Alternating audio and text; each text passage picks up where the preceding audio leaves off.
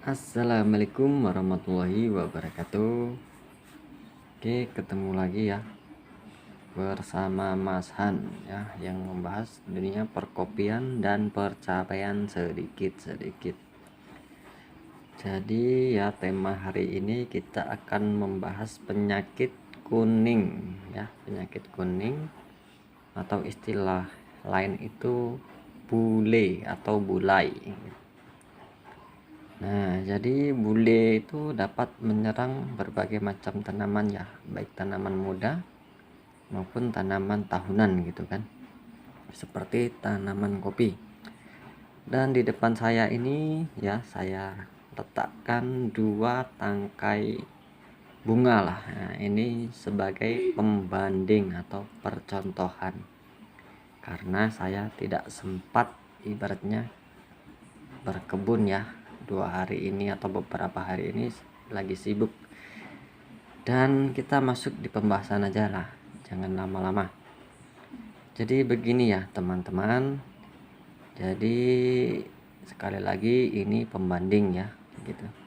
Dan kalau bisa ambil ilmunya, ambil positifnya, ambil manfaatnya. Nah begini, ini ada dua batang ya bunga gitu. Ini 2 ya, kita angkat, ini 1 dan ini 1 lagi. Nah jadi begini, saya ya sistem bertani cabai itu 1 lubang plastik itu saya tanami 2 cabai ya. Nah waktu dia hidup, pertumbuhannya normal, setelah beberapa hari atau beberapa bulan, yang 1 kuning ya, kuning atau bule gini, ini misalnya kuning, nah ini kuning, dan yang 1 sehat ya, sehat walafiat, hijau segar gitu. Nah itulah gunanya kita melakukan pengamatan ya, baik itu tanaman cabai ataupun kopi gitu. Jadi jangan cepat ambil kesimpulan, amati dulu lah ya penyebabnya apa gitu kan. Nah setelah saya amati ya dalam percapaian itu begini. Pertama, jika dia disebabkan virus ya, seharusnya 2 batang ini dia sama-sama kuning begitu. Jika dia ibaratnya faktor tanahnya, ibaratnya entah asamnya tinggi atau bagaimana, itu harusnya dua-dua juga ini kuning. Ada itu saya tanaman cabai saya yang seperti itu ya, ada itu 1 lubang, 1 kuning, 1 hijau. Nah, kalau emang faktor tanahnya ya dalam lubang plastik itu harusnya dua-dua ini kuning. Nah tapi kenapa kok cuman 1 yang kuning, yang 1 sehat? Nah pasti petani cabai banyak ya yang mengalami, apalagi penanaman yang sistemnya dua-dua. Nah setelah kita selidiki lagi, misalnya kan berpikir lagi, kemungkinan besar itu dari faktor jenis bibitnya gitu kan. Kalau emang dari jenis bibit, kenapa dia terserang kuningnya itu sesudah dia tumbuh besar, ibaratnya setelah umur 1 bulan, 2 bulan, atau 10 hari ibaratnya. Kalau emang bawaan dia dari batang, seharusnya baru mulai tanam dia sudah mulai kuning. Nah diselidiki lagi, ternyata itu adalah sistem perakaran. Nah sistem perakarannya yang nggak bener ini ya, misalnya yang 1 ini perakarannya nggak normal gitu kan. Jadi karena perakarannya nggak normal, nah dia penyerapan cadangan makanannya itu susah gitu.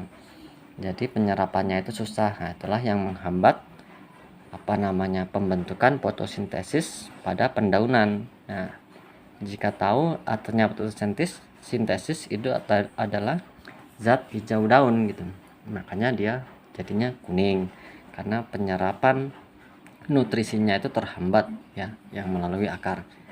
Nah jadi intinya begitu ya buat teman-teman. Nah jika kita kembali lagi ke batang kopi, oke, ke batang kopi. Nah jadi misalnya teman-teman ada yang memiliki batang kopi yang kuning, nah itu cukup simpel ya. Pertama kita lihat di sebelahnya gitu, apakah dia kuning apa tidak gitu. Jika yang terkena itu 1, nah berarti dia bukan virus. Kalau virus seharusnya batang kanan kirinya juga terserang. Nah, kalau dia emang batangnya yang penyakitan, ya kemungkinan itu faktor jamur apa-apa gitu yang menghambat ibaratnya di bagian batang gitu. Nah, coba cek lagi di sistem perakaran. Itu silakan digali, dicek. Nah, itu biasanya ada lubang semut atau tempat tinggal semut. Soalnya di kebun saya juga ada ya, kemarin sudah saya pantau ada yang kuning, saya cek. Nah, kebetulan tuh banyak semutnya di dalam itu, semutnya merah-merah kecil. Nah, setelah saya selidiki lagi, ternyata batang yang lain juga begitu.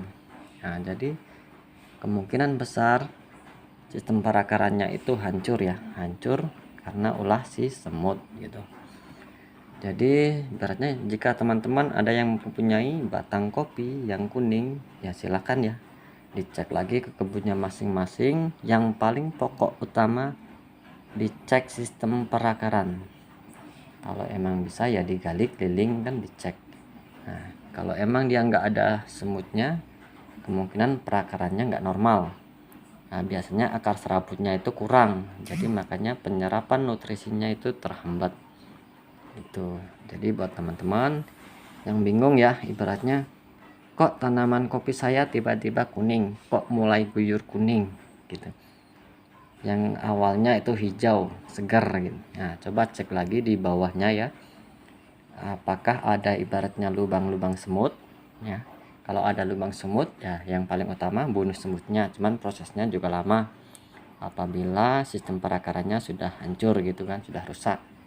Nah, mau nggak mau harus ganti tanaman baru gitu, dan jangan lupa dibasmi itu semutnya. Nah, jadi silakan cek lagi ya buat teman-teman yang punya batang kopi kuning, silakan dicek sistem perakarannya masing-masing ya. Oke, jadi intinya begitu.